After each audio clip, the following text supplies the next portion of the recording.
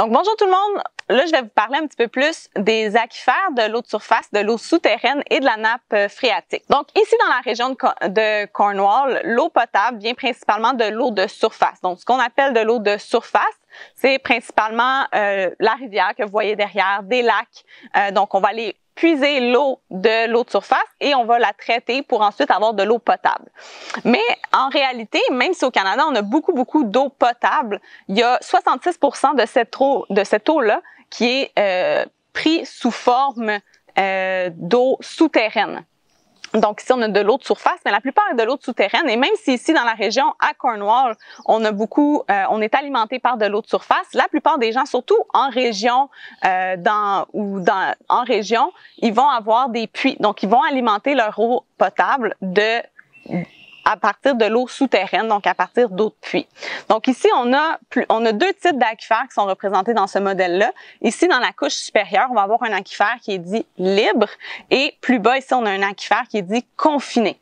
Donc l'aquifère libre ici, on voit, c'est une couche de sable et comme on vient de voir dans notre dernière activité, le sable et le gravier ont des différents niveaux de porosité et ont aussi un différent niveau de perméabilité. Donc l'eau dans le sable ici dans la première couche versus dans les couches plus basses ne va pas circuler de la même façon, de la même vitesse dans tous les cas.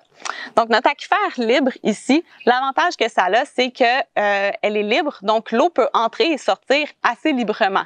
Donc si on fait un puits dans notre eau souterraine d'un aquifère libre, eh bien, à chaque fois qu'il va pleuvoir, notre puits va se re-remplir d'eau. Donc, on va avoir toujours une quantité d'eau dans notre puits tant qu'il continue à pleuvoir. Ensuite, on a nos aquifères confinés. Donc, ce qui fait qu'ils sont confinés, en fait, c'est qu'ils sont pris entre une autre bande de type de sol qui, elle est imperméable. Donc, elle est non perméable. Et ça, ici, dans notre dernier exemple, dans notre dernière station, on parlait de la pierre ponce, donc qui était très poreuse, mais pas du tout perméable. Donc, elle ne laissait pas passer l'eau du tout. Par contre, ici, dans le sol, on ne trouve pas vraiment de pierre ponce à l'état naturel. Par contre, on va retrouver de l'argile ou du quartz qui vont jouer un petit peu le même rôle. Donc, ils vont être des matériaux imperméables qui ne laisseront pas passer l'eau. Donc, toute l'eau qui est prise ici en dessous de cette couche imperméable est emprisonnée dans l'aquifère. Donc, ça fait que c'est un aquifère confiné. Un des problèmes avec les aquifères confinés, c'est que il n'y a pas moyen de re-remplir notre aquifère d'un coup qu'il est vide.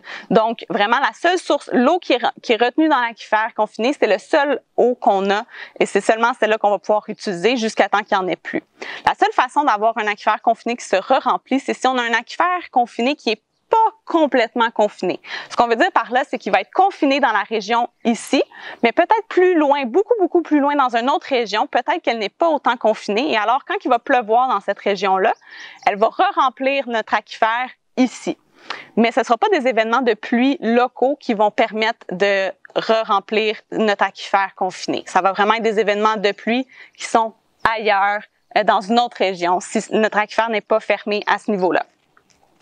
Donc ici, on va faire une petite expérience. Donc je vais ajouter ici, on va dire que c'est un polluant, parce que ça aussi, on va en parler un petit peu plus. Donc c'est vraiment des polluants, ça peut être comme de l'huile qui viennent de nos autos, ça peut être du ruissellement agricole qui ruisselle dans notre sol et qui atteint nos aquifères. Et on va regarder à quel point ça va se déplacer, donc à quel point ça va bouger dans nos deux types d'aquifères.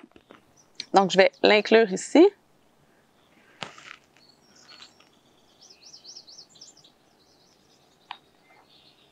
Je pense que je vais en avoir besoin d'un petit peu plus pour mon autre.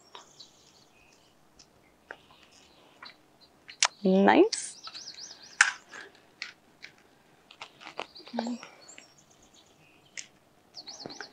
Donc, on a nos trois puits bien remplis. J'en ai mis un peu partout en même temps, mais ça va aller. Et maintenant, on va faire un événement de pluie. Donc, on va simuler un orage ou juste une pluie d'été.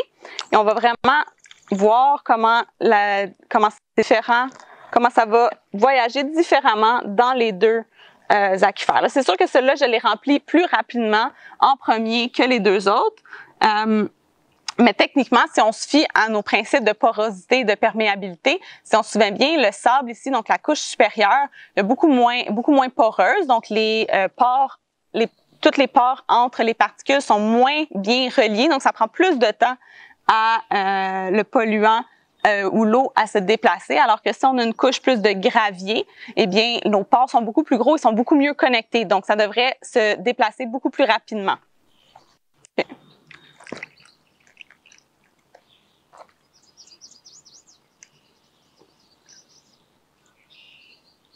Comme ça? Yeah.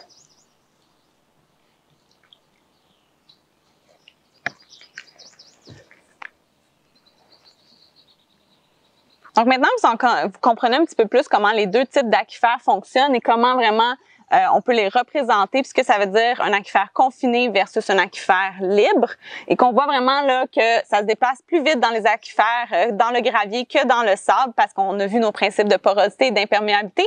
Je vais maintenant dans la prochaine station, je vais vous parler des différents types de puits et pourquoi c'est très important de savoir comment sceller son puits.